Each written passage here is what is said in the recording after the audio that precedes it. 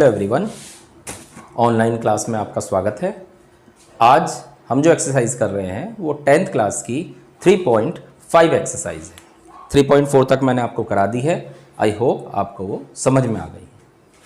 तो आज चलते हैं हम एक्सरसाइज 3.5। मैंने आपको इससे पहले बताया था कि इक्वेशन को सोल्व करने के 3 मेथड होते हैं। पहला मेथड जो हमने सबसे पहले करा था वो सब्स्टिट्यूशन मेथड था, यानी कि सब्स्टिट्यूशन में क्या बताया था आपको, x या y में से किसी एक की वैल्यू निकालनी थी और उसे दूसरी इक्वेशन में पुट करके सोल्व करना था। दूसरा था एलिमिनेशन मेथड, जिसमें आपको x या y में से किसी एक को एलिमिनेट करना था, यानी कि काटना था, हटाना था। अब जो आता है हमारा वो है क्रॉस मल्टीप्लिकेशन मेथड।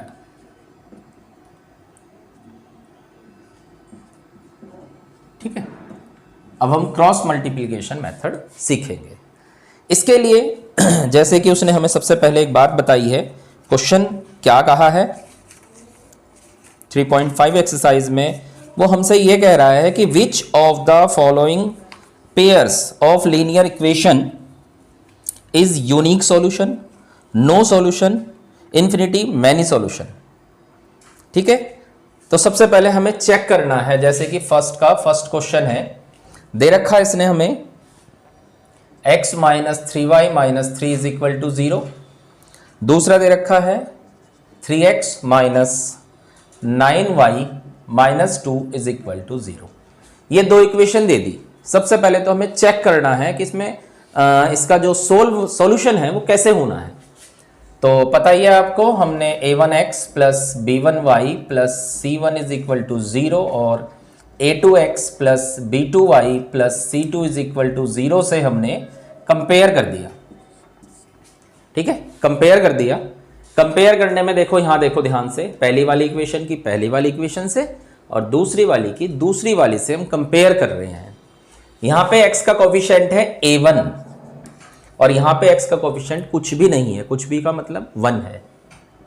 ठीक है, यहाँ b1 का जो y का जो कोफिशिएंट है वो है b1, यहाँ पे y का है -3, तो b1 इज इक्वल टू -3 और यहाँ c1 इज इक्वल टू -3।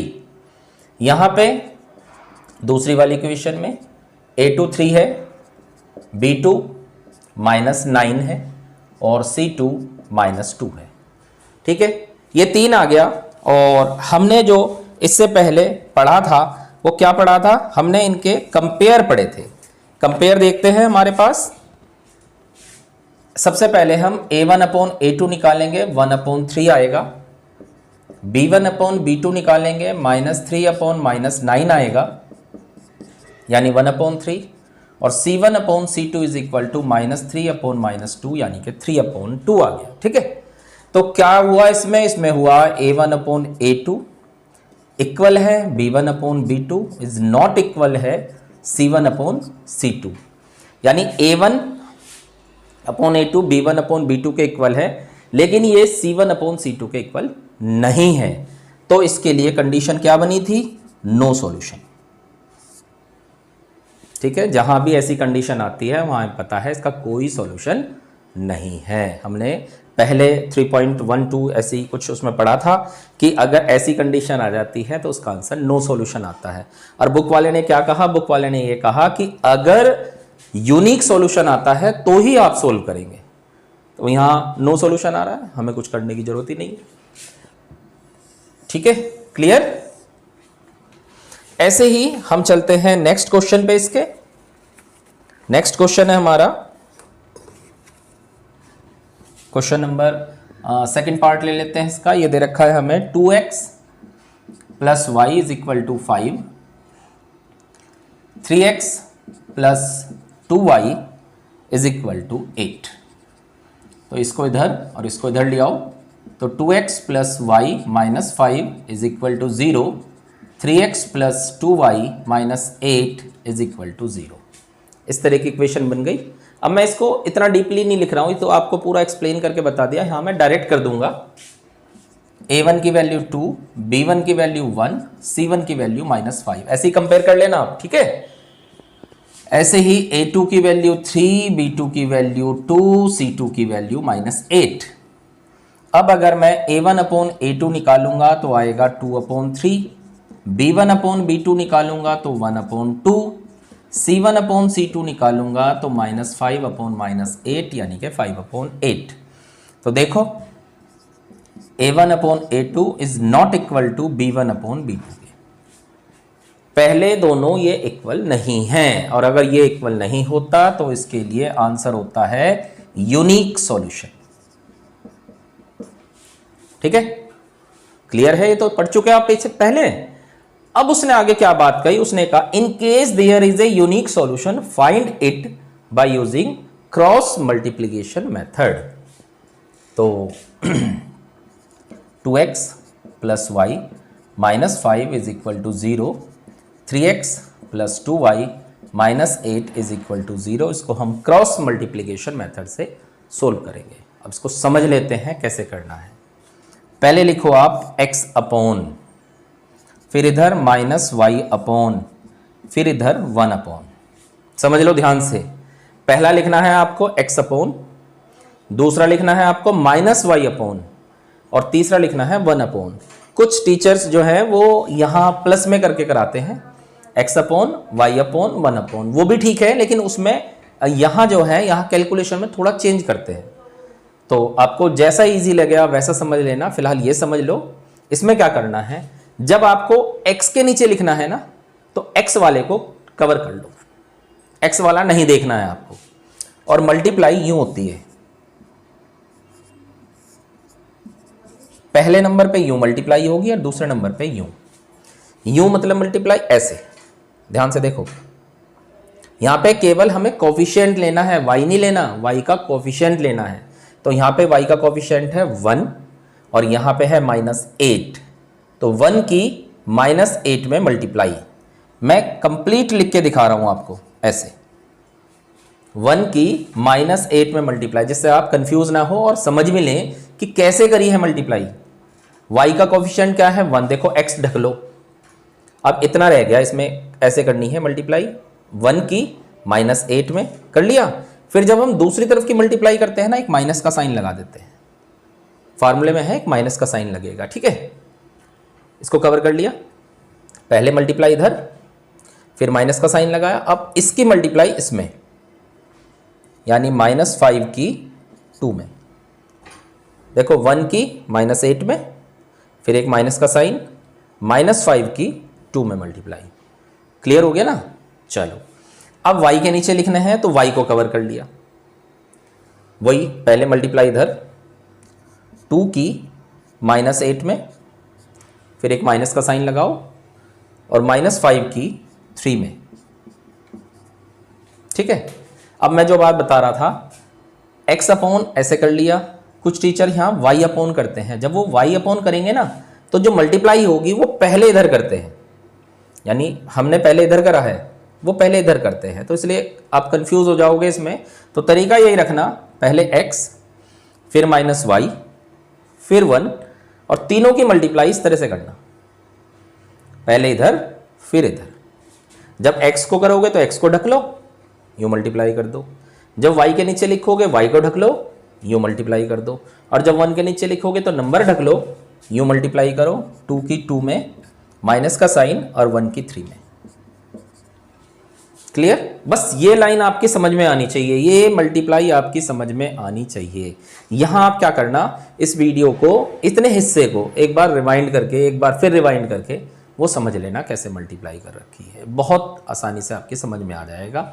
बड़े ध्यान से आराम से समझना, समझ में आ जाएगा। ठीक है, अब x अपॉन मल्टीप्लाई करो, -8 इधर, माइनस माइनस प्लस, 5 2 जा 10, इधर माइनस का 16 प्लस 15, इधर 4 -3। ठीक है, अब x अपॉन, देखो 10 प्लस का है, 8 माइनस का है, प्लस का 2 आ गया, 16 माइनस का है, 15 प्लस का है, -1 आ गया,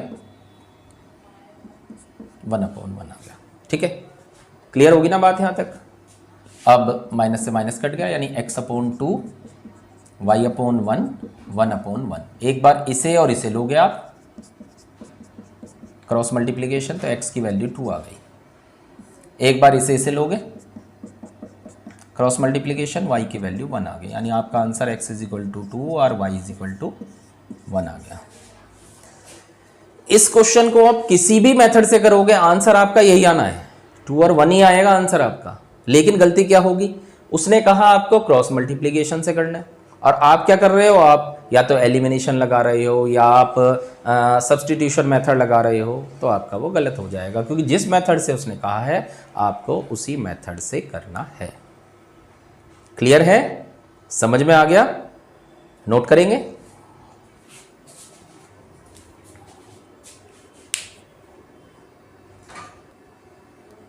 अब चलते हैं हम सेकंड का फर्स्ट क्वेश्चन। दे रखा है इसने 2x + 3y = 7, a - b × x + a + b × y = 3a + b - 2। तो सबसे पहले तो हम इक्वल के दूसरी तरफ वाले वैल्यू को इधर ले आते हैं, इधर आके माइनस का हो जाएगा = 0।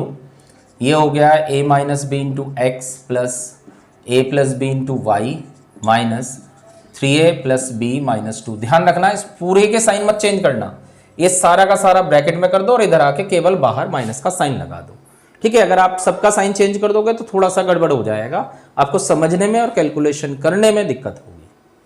इतना करने के बाद ये आपसे कह रहा है for which values of a and b does the following pair of linear equation have an infinity number of solution. Infinity number of solution यानी कि मैनी सॉल्यूशन। और मैनी सॉल्यूशन की क्या कंडीशन होती है, a1/a2 = b1/b2 = c1/c2, ये condition होती है ना। इस कंडीशन के हिसाब से हम इनकी वैल्यू रख देते हैं। ये आ गया 2/a - b, ये आ गया 3/a + b, ये आ गया -7/- 3a + b - 2, ठीक है। अब ये तीन आपके पास कंडीशन आ गई। अब आपको क्या करना है, एक बार इन दोनों को लेना है, एक बार इन दोनों को लेना है, ठीक है। जब इन दोनों को लोगे एक इक्वेशन बनेगी, जब इन दोनों को लोगे एक इक्वेशन बनेगी। मैं करके दिखा रहा हूं, पहले आप इन दोनों को ले लेते हैं। 2/a - b = 3/a + b, cross multiplication.